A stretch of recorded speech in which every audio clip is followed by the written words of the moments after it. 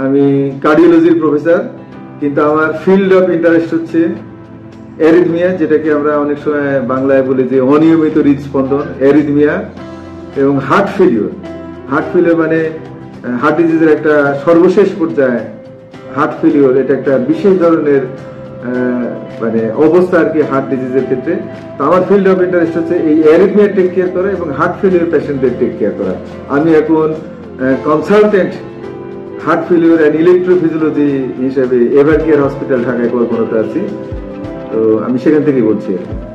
তো আমার field of interest যেটা বলছিলাম যে অ্যারিথমিয়া এবং হার্ট ফেলিওর, এটা আসলে অনেক বড় বিষয় এবং আমার মনে হয় যে এখানে সর্বসাধারণের অ্যাওয়ারনেসের জন্য অনেক কিছু বলার আছে।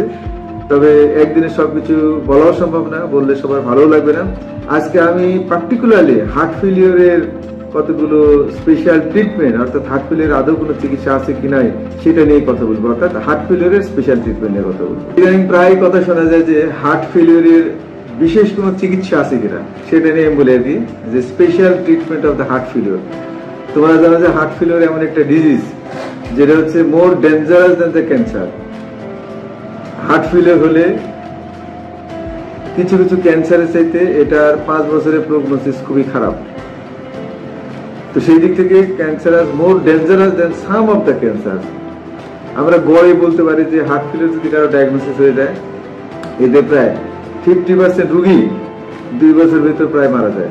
এটা স্ট্যাটিস্টিক্যালি, নট যে প্রত্যেকটা রোগী মারা যাবে, বাট অনেক ক্ষেত্রে কিন্তু 50% রোগী গড়ে প্রায় মারা যায়। সেই জন্য এটাকে একটা মানে ক্যান্সারের সঙ্গে তুলনা করে বলা হচ্ছে যে মোর dangerous than the cancer.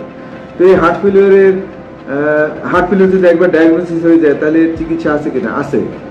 Heart failure সবচেয়ে স্পেশালিটি হচ্ছে যে হার্ট ফেলিওর যদি একবার হয়, এটা কিন্তু নট এ কিউরেবল ডিজিজ, এটা হচ্ছে একটা প্রোগ্রেসিভ ডিজিজ। অনেকে ভাবে যে ওষুধ খাচ্ছে মানে 1 সপ্তাহ 2 সপ্তাহ তাহলে সেরে যাবে, আসলে তা না।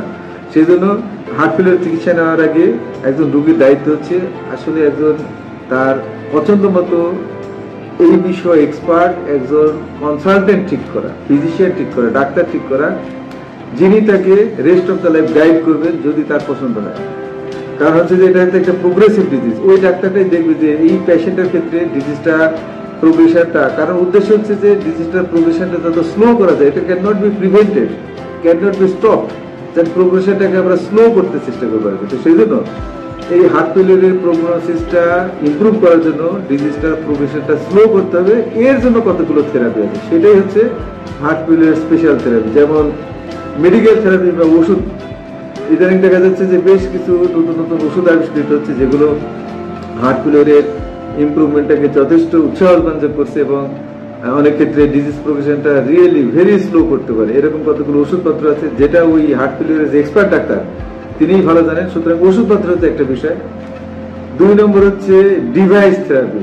এইটি হলো সবচেয়ে ইম্পর্টেন্ট কথা, ডিভাইস থেরাপি। একটা পর্যায়ে গিয়ে হার্ট ফেলিওরের ওষুধও আর কাজ করে না, ওষুধও ফেল, তখন রোগীটা যাবে কোথায়? তখন কি চিকিৎসা শেষ? সেই ক্ষেত্রে হচ্ছে যে ডিভাইস থেরাপির রোল। ডিভাইস থেরাপি বলতে 3 ধরনের ডিভাইস আছে।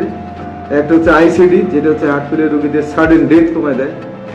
2 হচ্ছে একটা হিজ বান্ডেল স্পেসিং, অর্থাৎ একটা স্পেশাল টাইপের পেসমেকার ইমপ্ল্যান্টেশন টেকনিক, যেখানে নর্মাল পেসমেকারটাই একটা স্পেশাল টেকনিকে করা হয়, সেটা হচ্ছে হিজ বান্ডেল পেসিং আমরা যেটাকে বলি, অর্থাৎ পেসমেকার ইমপ্ল্যান্টেশন, যেখানে হিজ বান্ডেলে তার একটা লিড বসানো হয়েছে, হচ্ছে হিজ বান্ডেল পেসিং। এটা হচ্ছে কিন্তু হার্ট ফেলিওর পেশেন্টের ডিজিজ প্রোগ্রেশনটাকে স্লো করে, ফিজিক্যাল ফিটনেস বাড়ায়, ঘন ঘন হার্ট ফেলিওর নিয়ে যে ভর্তি হওয়ার টেন্ডেন্সি সেটা কমায়, যথেষ্ট হেল্প করে। এটা একটা খুবই মানে একটা উৎসাহজনক ট্রিটমেন্ট। একটা হচ্ছে হার্ট ফেলিওর যে স্পেশাল থেরাপি। 2 হচ্ছে সিআরটি বা সিআরটিপি বা সিআরটিডি, রিসিনক্রোনাইজেশন থেরাপি। এটা হচ্ছে এক ধরনের স্পেশাল ডিভাইস থেরাপি। এটা রিয়েলি একটা মানে রিভলিউশনারি ট্রিটমেন্ট আমরা বলতে পারি। একটা বিপ্লব ঘটেছে চিকিৎসাটা মেডিকেল সায়েন্সে আসার পর থেকে। অনেক হার্ট ফেলিওর পেশেন্ট যারা বেড রিডেন ছিল, যাদের কোনো আশা ভরসা ছিল না, এই ট্রিটমেন্টের মাধ্যমে তারা কিন্তু আবার অনেকেই অ্যাক্টিভ লাইফে ফিরে আসতে পারে। তবে এটা কি সবগুলো রোগীর ক্ষেত্রেই সমান কাজ করে? তা কিন্তু না। এটা ঠিক যে হার্ট ফেলিওর হলে নিয়ারলি প্রায় 1/3 অফ দ্য রোগী যারা লাকি তারা এই ট্রিটমেন্ট ক্যাটাগরিতে আসে এবং 1/3 রোগীদের ভিতরে 80% রোগী খুবই ভালো বেনিফিট পায়। সুতরাং এইটা যাদের হার্ট ফেলিয়ার হয় তাদের একটা চান্স নেওয়া উচিত। তারা এই হার্ট ফেলিয়ার এক্সপার্ট ডাক্তারের সঙ্গে পরামর্শ করলে তারা দেখতে পারবে যে তারা কোন ক্যাটাগরিতে পড়ে। সুতরাং হার্ট ফেলিয়ার চিকিৎসা হলে রোগীর দায়িত্ব হচ্ছে মানে এই স্পেশাল সার্ভিসটা যেখানে অ্যাভেলেবল আছে সেই সার্ভিসটা নেওয়া, এবং সে কোন ক্যাটাগরিতে, সে মেডিসিনে ভালো থাকবে নাকি হিজ ব্যান্ডেলে ভালো থাকবে নাকি স্পেশাল ডিভাইস থেরাপিতে ভালো থাকবে এবং কোনটাতে ভালো থাকবে সেই বিষয়ে একটা স্পেশাল ওপিনিয়ন নেওয়া, সেটাই হচ্ছে কিন্তু হার্ট ফেলিয়ার চিকিৎসার একটা খুবই অন্যতম মূল বিষয় আর কি। এবং শুধু চিকিৎসাটা নিলেই হবে না, এরপরে ইয়াটা হচ্ছে যে রেগুলার ফলো আপটা হচ্ছে খুবই ইম্পর্টেন্ট। কারণ একটা রোগী হার্ট ফেলিয়ার চিকিৎসা নিল, সেই রোগী কিন্তু পরবর্তী যেখানে তার হয়তো 2 বছর 4 বছর বাঁচার আশা ছিল, এই রোগী কিন্তু 5 বছর 10 বছর 20 বছর বাঁচতে একটা আল্লাহ জানেছে তার কতদিন তার প্রোগ্নোসিসটা ইমপ্রুভ করবে। সুতরাং রেগুলার ফলো আপ দরকার। শুধু কথা যেমন ডিভাইস ইমপ্ল্যান্ট করলো, ডিভাইস ইমপ্ল্যান্ট করলে কিন্তু তার চিকিৎসা শেষ না। ডিভাইস ইমপ্ল্যান্ট করে রেগুলার ফলো আপ করে, রেগুলার ফলো আপ মানে এই না যে ডেলি আসতে হবে, সেটা কিন্তু 3 মাস 4 মাস 6 মাস এটা ডাক্তার ঠিক করবে, বছরে 2 বারও হতে পারে, এমনকি বছরে 1 বার হতে পারে।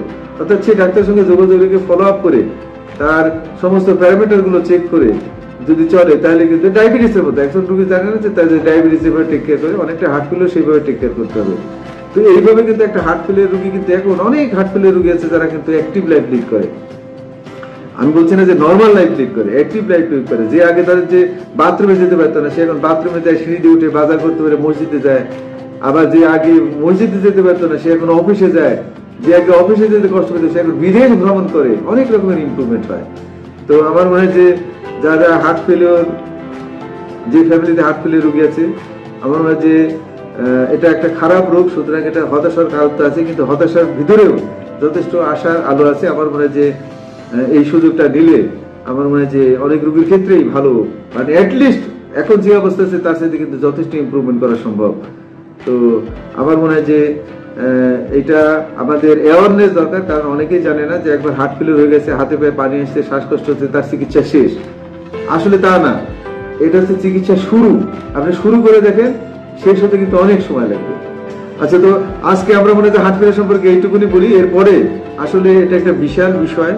পরে হার্ট ফেলিওরের স্পেশাল কি কি ওষুধ আছে, ওষুধগুলোতে কি কি বেনিফিট হয়, তারপরে কি কি ধরনের ডিভাইস আছে, সেই ডিভাইসগুলো মানে কেমন খরচ, লাগাতে কেমন রিস্ক, কেমন বেনিফিট পাওয়া যায়, কিভাবে ফলো আপ করতে হয়, এই জিনিসগুলো আমি বলবো।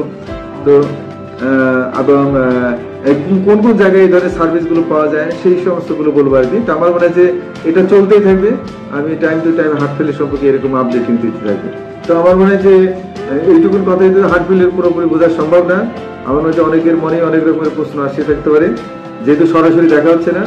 আপনাদের হার্ট ফেলিওর সম্পর্কে যদি আরো কিছু জানার থাকে, আরো কিছু যদি জানতে চান, আমাদেরকে সরাসরি মেসেজ করতে পারেন।